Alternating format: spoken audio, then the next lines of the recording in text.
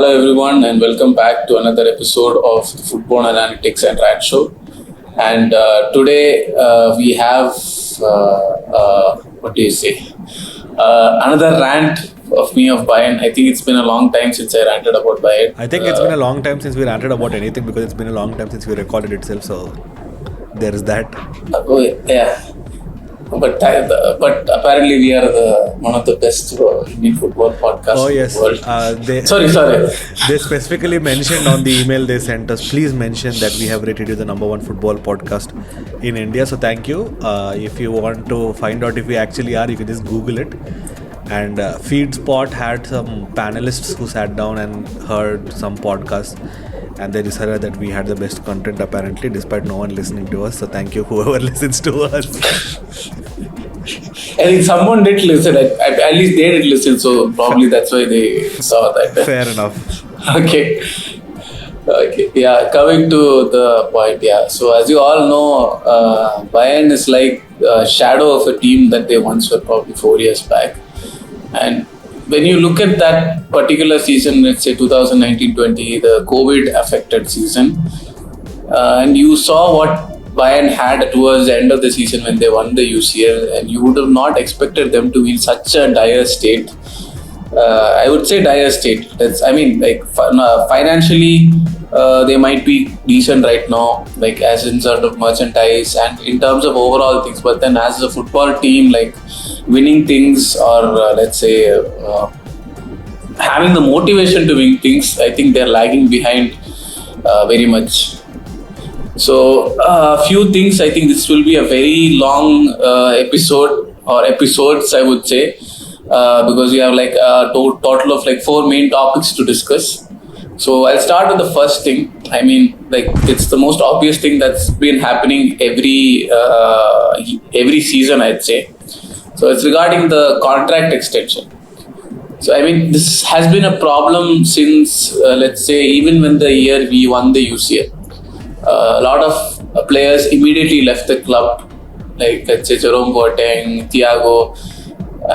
I mean, Thiago, you would say, okay, you want to try something else, but you do not try to keep a player that has been so integral for your team for the last 5 years to stay in your team 1 year or like 6 months before the contract is about to end. You do not try at that time. You try way before itself.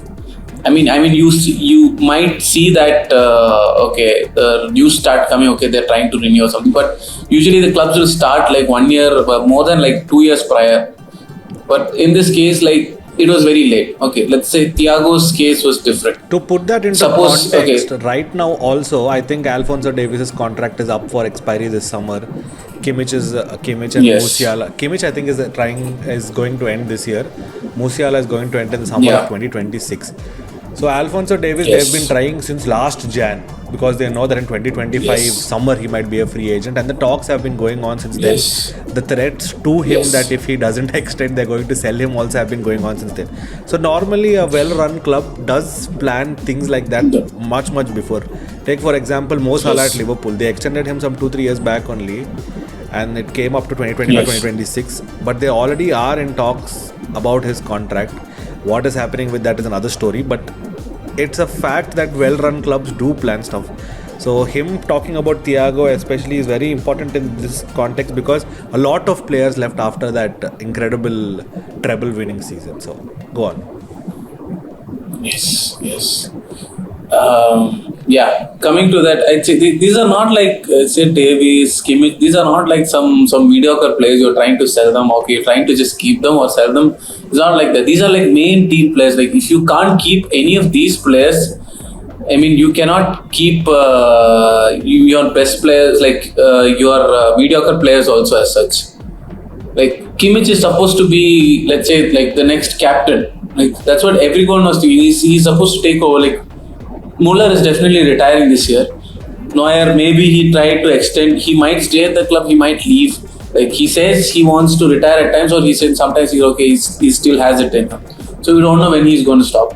So most probably he has to take over. And with that player, they're going to the last year trying to convince. And it's not just him. There's like 3-4 players like this. Okay, I understand if it's just one player. which is one player, okay, you might have to discuss a lot of wages or things like that. But everybody, like every main player, is now at the threat of leaving the team like very soon. Like I don't feel any of these players are safe. I mean, even for Musiala, I think so. Like I'm scared right now. Like there was initially positive talks, and now there's a chance that he might also leave. But even though, like right now, it's in stalemate right now. So I don't know what is happening. So this is not definitely what a top-run club supposedly has to be doing at this level, and this is not what I am or anyone is expecting from Bayern. And if this is the case, I don't know, like after maybe 3-4 years, I think we probably like end up in a situation in which like certain clubs in the PL are right now inside. Right now, I'm not mentioning it. Like it could become a dire unless we react to it. I mean, we could be strong financially. We could have a lot of merchandise. We could be like the most valuable team. But in the end, if you're not winning any trophies, you're just a laughing stock. So yeah, like I definitely don't want it to go that way. No, that is true. Especially when the new CEO and the club director had come in, I heard that I literally saw them say in the press conference that Kimmich is going to be the cornerstone around which they're going to build the next generation of players and all. But looking at the contract situation, it doesn't seem like they actually value him as much as they say they are.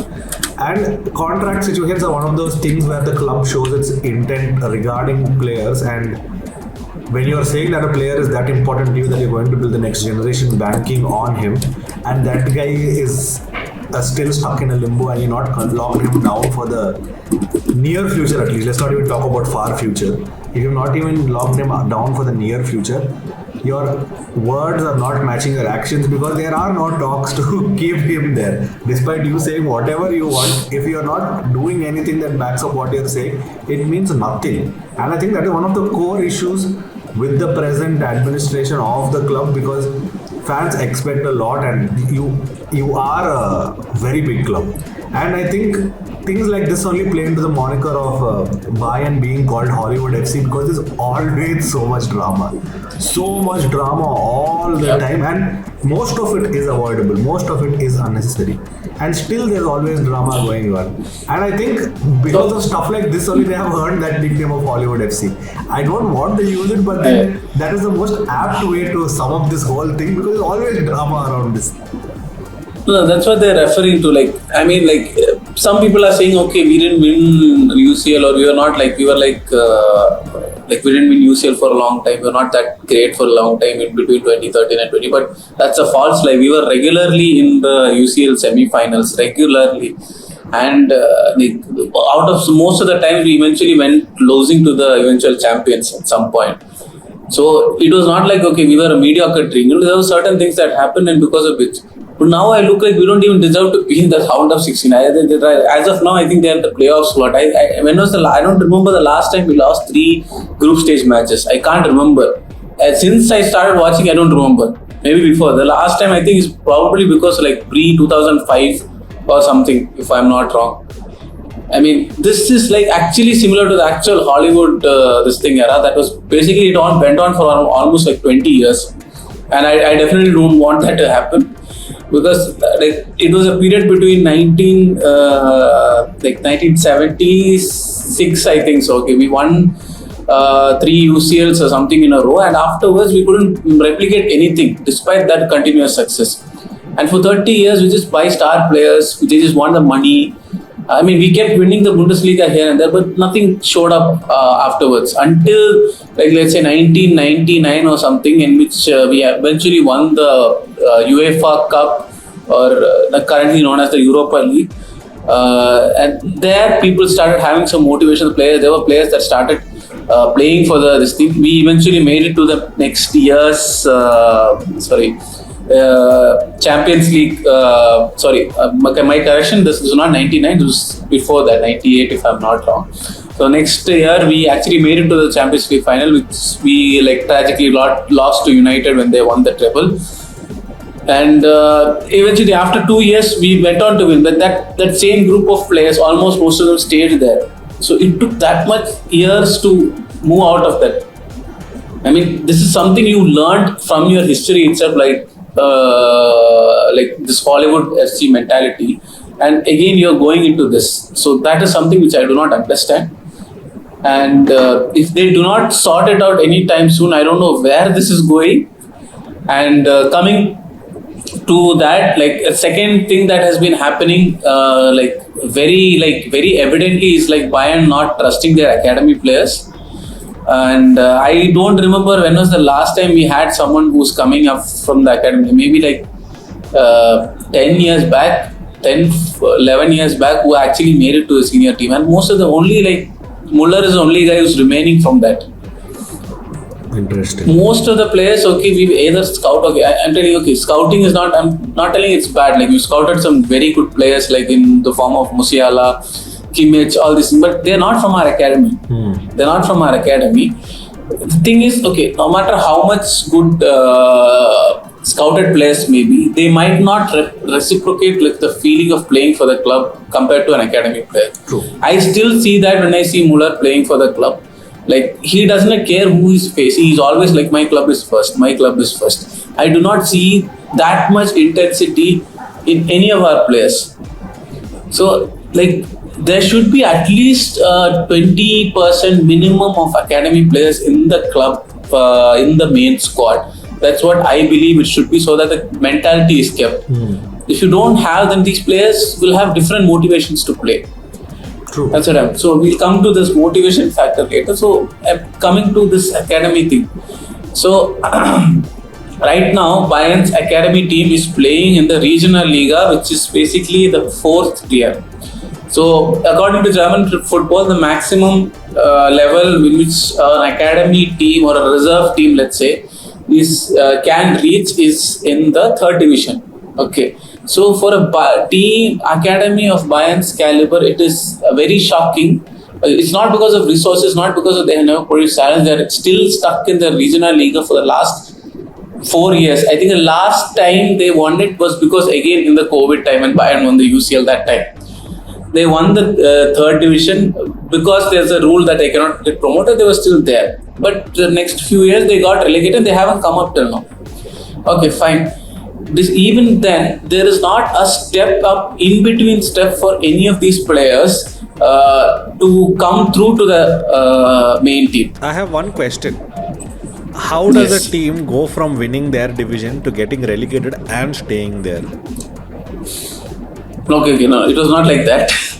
They won the division. They didn't get promoted because they are reserve team. So, they are a reserve team. So they are there. So maximum they should they're have stuck been in the third division. They should have been stuck in the third division. Now, how did they go down to fourth division and stay there?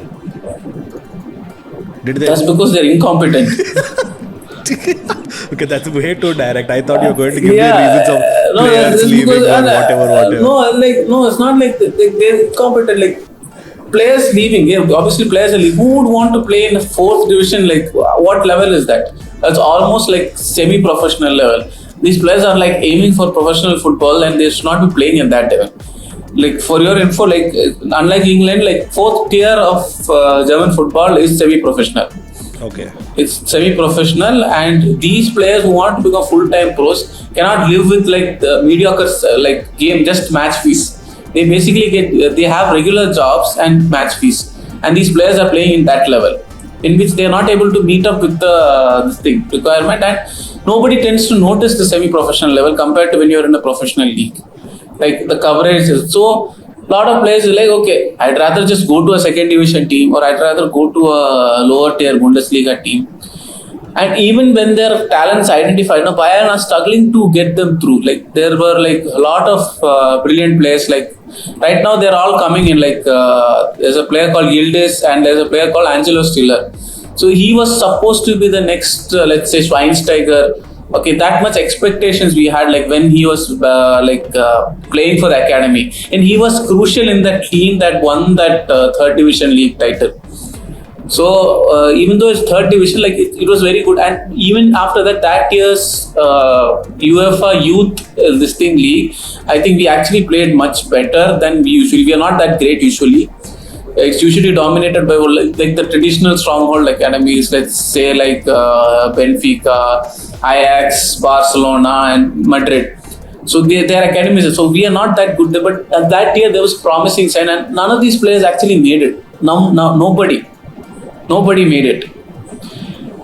So I mean, there's no pathway for them right now. Like usually teams will have a hierarchy. Okay, they'll have a feeder club or something like that. Okay, they'll send them to loan to somewhere. No, this is like, okay, you go wherever you want. We'll probably, we might get you, we might not get you. And who are they replacing, or who are they keeping for not allowing these players who don't want to like play for the badge, or like don't have that sort of intensity, or they're like, okay, I'm just here for the money, or people who only show up when their contract is under threat. So, okay, do you think that is one of the reasons why, I mean, people who play for the badge, there is no clear pathway for them to step up into the main team, because there's obviously a quality difference between the 4th division and Bundesliga. So. Yes. No, I'm not even saying like leave the average, like leave the players who could have put. I'm playing actual like players who actually showed talent, like are very good. Even when they were on loan, like I'm telling about Angelo Stiller, he was actually a loan on Hoffenheim. That time he was actually very good. Okay. So he proved that he's able to play. But still we are going onto the market and buying players. I'm not saying they were bad. Okay, I'm not saying they were bad. We are going to the market for central midfielders, keep on changing. Let's say we got Leimer. He's not even playing his position now. We got Paulinho. He rarely plays. He was loaned out somewhere in between. No? He's there. He's injured. That's what Paulinho. He rarely comes. Like, wasn't there a need for it when you could have just given a chance? And this was earlier. This was when we had some actually big names in midfield, and it was actually decent. We had a good, strong group of traditional players. He could have learnt a lot. That time, he would have improved, but no.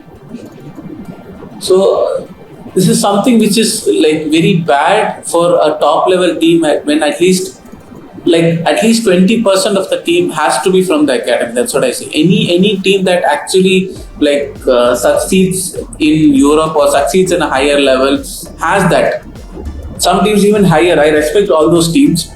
I mean, yeah. So this in the long term will become very problematic, because I don't know how our spending is going to be, and if the spendings are not fruitful, then there is no backup option, because we are neglecting the academy. And the academy players will stop like, okay, what is the point? Let's just go to another team. So that is something which is scary and could happen. So we'll just have to wait and see. So basically, in Formula 1 terms, you're comparing them to Red Bull and their Formula 1 academy, or Alpine and their Formula 1 academy. No matter how good the academy is, no one is stepping up to the main team. So no one bothers anymore. So it makes sense, kind of. It's a good parallel. Fair enough. Yeah. So I think that covers like the main first two topics. And should we go on to the next one? Yeah, I think if you can finish it in another 10-15 minutes, sure.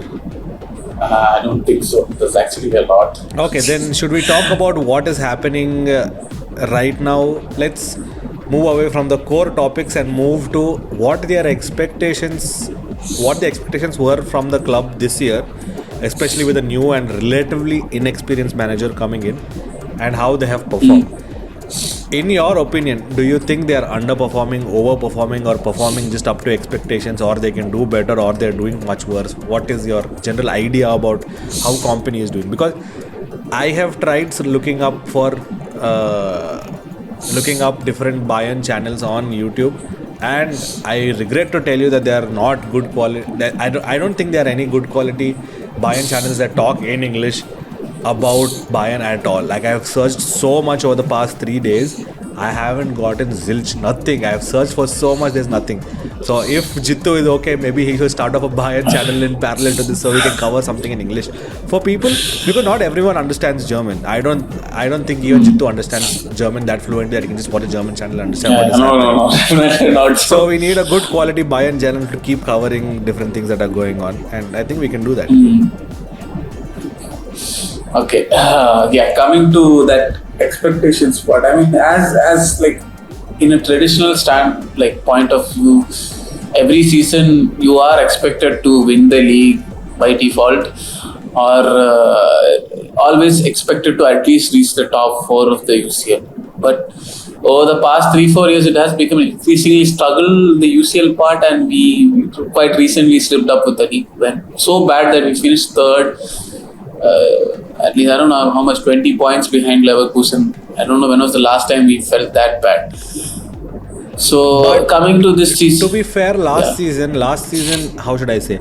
Of course, Bayern did kind of underperform their expectations, but to be fair, last year was a generational Leverkusen team on a generational run. So, if you looked at the points tally compared to the season before last season, the points were somewhere close by. So, it was not that Bayern was hilariously underperforming, but it was just that Leverkusen was overperforming in that no, sense. if you look at like that in a different way, the season before when Bayern won, that was the worst champions I've ever seen.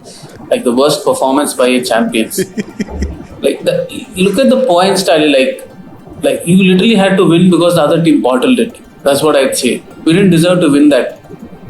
Interesting. We were just lucky. Okay, Musiala just somehow went through. And again, I don't know. Like that guy has been carrying the team for some time now, especially this season. Like he's the only player I'd say who hasn't like ghosted out in games as such. Not At true. least whenever he's on the pitch. He's a generational player in the sense that not only does he do his work well, but he makes others around him seem good because that's how good he plays. Be it for the German national team, be it for Bayern Munich. That guy is so silky on the ball. English fans who do not watch the Bundesliga or only watch UCL or other clubs fans, including Barcelona or Real Madrid, if you rate Jude Bellingham, if you rate Pedri, if you rate Cole Palmer and all, this guy is doing a generational carry job because if you watch the game, you will understand that right now, I regret saying this, I don't want to say this, I don't want to hurt anyone, but right now the Bayern team that is on field looks less than average. It looks below par for a team of that, how should I say, with that name behind them. And this guy makes them somehow seem decent. He doesn't make them seem magic because it's one player and there are 11 other people on the pitch. So this guy is that good. And if you take him out, God forbid, there's an injury or for some reason he leaves or whatever happens, that team automatically dips to such great standards, you will think they're Dortmund or something. Because genuinely that's how much he contributes. I'll give a perfect example. So, like, I mean, like the first game in which everybody realized how bad the deep running the issues with the team and with the players' mentalities. I think when we played Barcelona in the UCL. So in that game, I think Musiala was injured and he was not actually supposed to start. They ended up bringing him towards 70th minute or something, trying to salvage something. Probably some dignity or something. But the moment he stepped out, that is when the first time in that whole game when I feel like, okay, we look like we are going to actually create genuine chances and threaten. So that much difference that guy brings. Before that, it was like, I don't know, something will happen. Like someone is going to dribble inside, shoot somewhere, it is going outside. I'm not naming any specific players, you know who I'm talking about. But there was no creativity at some point. But then this guy came, okay, then we only knew, okay, why didn't he start earlier? But then there's only so much he can do when he's injured. Like you have to keep him for the next game. And we realized that later on because whenever the other games which he started, he actually performed. He was the main player. People talk about Kane, okay, I understand Kane is decent and all, but he's aging as well. And his little fitness levels are little bit on the lower, coming to the lower side now. So he also depends a lot. Like I mean, if Musiala is playing, Kane doesn't need to drop down much to carry the ball up or distribute by himself. He can just play up. So again, the dynamics change. So there is no one in the team who can just, for me, who can just carry it from our box, who's capable of doing that and carry it all the way to the box. I don't see anybody else who can do that. That level of let's say dribbling, first touch, passing, okay, finishing maybe, okay, he can improve here and there. But then, that much difference I don't see. So we're staying off topic. So is that also one of the reasons for that could also be that the defense is not as solid as it has seemed in the past 3-4 years. the defense seems very shaky in my opinion, like, genuinely, because if a team, Bayern, the way Kompany also plays and the way Bayern have played, they do press quite a bit. So basically what I understand about the game right now, being on the tactical side of it, because I sit on a lot of benches now, as soon as the defense passes on the ball, they're immediately supposed to start pushing up. So either the defense is pushing too high up that they can't track back when the ball is played over them, one, or two, the defense is too scared to push up because they know they can't track back. Either way, if the line is too back, the midfielders have to do more running. And then the defense is pushed too far back up, the defense has to run back, and the defense doesn't trust itself with playing that high line that much. So as soon as the defense stays too far back, the midfielders are doing more work, which means there's a greater chance of them losing the ball in the middle of the pitch, and they don't exert their control there, which means pushing the ball up is obviously more difficult. So like you said, Musiala can carry the team, can drop down, take the ball, go all the way up to the box. Let's assume he's not there. Which other player do you see in that team going all the way down, taking that ball, going up? I mean, when we side Upamecano and probably sometimes to delete, like we were expecting them to do that role, give that pass like straight through the middle, like that cutting pass. Then it didn't, like, you know, we all know what happened with Upamecano and Kim also. I mean, he was not like known for like his passing, but then he was supposed to be a top centre, like the amount of money we paid for him. But then, how will I say, if you talk about defense, I mean, since for 2020, our defense has been slowly decreasing in quality over the years. It has never looked at any point in which, like, okay, it is going reverse, it is becoming better. No, it is like slowly. But then it has been radical in the last 2 years. The dip has been very fast. Especially, I think, since Alaba left. Like, there's no player who's like that much of a leadership role who can take in that. I mean, De Ligt was there, but then he was also injured for a lot of time. True. Like, he did have that mentality of a leader, like he did have that fighting spirit, but then he was not there. And then we sold him.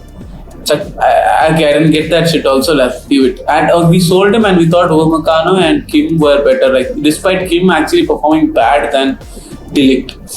And with them being almost similar price, so I didn't get that. So leave it. Probably because of the injuries. The problem is because nobody notices, because we were able to score more than enough goals to substitute, or our finishing was that lethal that people tend to ignore the defensive issues.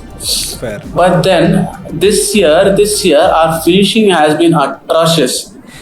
Okay, I will point out to the recent game in which we played Feyenoord in Rotterdam, like in their home stadium.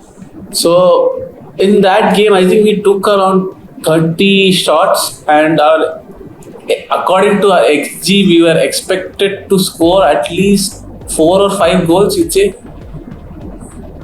And they, who was this? Feyenoord actually had like around probably less than 5 shots on target, and they were able to convert 3 of those. So that goes on to show, I'm not saying Dutch league is bad, but Feyenoord and Bayern, you would expect Bayern to be more lethal in finishing than Feyenoord. I mean, when you get like around 30 shots, at least you would have gotten like some 5 or 6 clear-cut chances which are able to finish. Okay, I understood this because when we didn't have Kane, or when we didn't have that proper striker. But now I don't get. I have no clue what Sane is doing. Exactly. I wanted to bring that up, especially that one pass he got right at the far post when the ball was played. Yeah. You have an insane left foot. You can shoot with both legs. You had the time. Yes. No one was pressuring you. You had the time. Receive the ball, shoot, volley, do. Who told you to put your head in there? What nonsense was going on there? I literally saw that. I'm like, eh? And then I'm like, okay, something like that. But then the more I think about it, I'm like, there was no pressure on you. There was no reason to use your head. You had the time to receive the ball, take a good first touch, stop the ball, take aim, then shoot. You had that much time because no one was pressing you. You were clear at the far post. Who the heck puts their head in there? I don't even play football. If I was there, I would have touched it, brought it down, waited, then shot it, and we still have gone in right in front of goal. And I think that's a mentality that has seeped into the team slowly, that they're a bit too casual. They are like, we will win, or I am this good, or I am that good, or they're just banking on their name, or they're just banking on their club's name to intimidate people. But that's not working anymore. I mean, like, since we are talking about it, we just might as well just move on to that topic. I mean, before that, I'll just tell about like the realistic expectation. So, as of now, like from my point of view, the most realistic expectations you could have is like maximum trying to reach the quarterfinals, if possible, of the UCL. I don't see any point of us going above it. I was genuinely surprised when we reached the semi-finals somehow, and probably the reason being that we actually gave a tough fight to Madrid was because we had nothing to lose at that point. And there were some contentious decisions, but then I won't say, okay, even if we won, we should be deserving of this. No, I don't think so. Given how we played last year, no. Coming to this year, what I would say right now is at least trying to retain the league. I mean, winning the league this time actually means something, because we haven't won a trophy any trophy in the last year. And we are already out of the cup, and this is the only trophy that actually realistically we can win at this point. Even though we still have to play level, we are somehow like 6 points ahead. So there is still a chance, unless we bottle it royally. So it's ours to lose at this point. Okay. And then there could be a chance that we might bottle. But then that's the only expectation I take. Okay, at least trying to win the league. I have zero expectations. The UCL Cup, we are already out. I don't know what is going to happen in this Club World Cup that is going to come in June, which apparently they are playing. So I just feel that let's see how all the teams suit up towards the end of the season, and then make a guess for that. Okay, before we move on to the next topic, I just have one more thing. We have talked about everything so far, but we have not talked about the manager. And do you think he's doing a decent job? Because people don't rate him as highly as he needs to be rated. So, what do you say? You think he's decent? He's doing a decent job? How will I say? It's like a reverse Tuchel scenario, I'd say. Okay. Reverse Tuchel, or even more better, reverse Pep scenario when Pep was there, minus the trophy part. I mean, it's still his first season, so you don't know. Minus the trophy part. So Pep was notorious for doing very well in the league. Very well. Like, it looked quite easy. I think that was like among the most dominant periods we had. Like, even though that was not the record points we had, but that was the most dominant periods. Like, for a 34-game season, consistently getting 85, 86, 30 wins, 31 wins in a season. Like, absolutely smashing the league. So domestically it was like that, but then he always falls short in Europe, couldn't get through that final hurdle. So what they are seeing right now is this guy is able to produce results in the league, and what let's say Tuchel struggled last year was probably winning against smaller teams, but he's able to do that now. But then that is probably the mentality of, let's say, a occasional UCL playing team, let's say your Frankfurt or something like that. So this doesn't look like the Bayern we see, okay, because until last year, at least we had a very decent record in the UCL, even though the league record kept coming down. So now when the league record is actually decent compared to last 2 seasons, at this current stage, our points is actually much better compared to the last season. And we are actually at this stage, last 2 seasons, I think we were second in the table mostly. And maybe last season was even worse. So compared to the league, it's better. But in the UCL, where most of the fans actually matter, I mean, obviously the league is there. But then that suddenly that sense of, okay, league we have to win is because, okay, to be very, very honest, is because Leverkusen absolutely like thrashed us last year every time they met us, and they won in a very dominant fashion. So now it's like a ego issue to win that league, which was within our hands till now. But the UCL is something which every fan has been waiting. Okay, I mean, I'm being honest. Like, when we won the UCL 2020, I actually thought it's not only me, like there were like other people who were resonating. Okay, there was a potential of a squad that could actually went out to go and win at least one more UCL with that much chemistry, that much this thing. But then again, management came, spoiled everything. But yeah, so that quality is not there anymore. That UCL winning quality is not there anymore. So realistically, I would say I have to see how Kompany does. But so far, whenever he's met in a UCL game, especially in an away game, he has not succeeded in winning. Could that be down to him not having enough European experience or top level experience as a manager, because he was playing yes, that could be a factor. Him being, even as a player or even as a coach, he lacks. To be fair, I mean, like until he was playing in this thing, City were not that like legendary level great in the UCL. I think the way they started like dominating, like very people, like team starts being scared of City was after he left or after he retired from there. Okay, even more. This thing is like his experience in managing, which he has only had like 2 seasons or something, like in a top level. Like if you consider the championship as like on par with the Bundesliga, I don't think so. But yeah.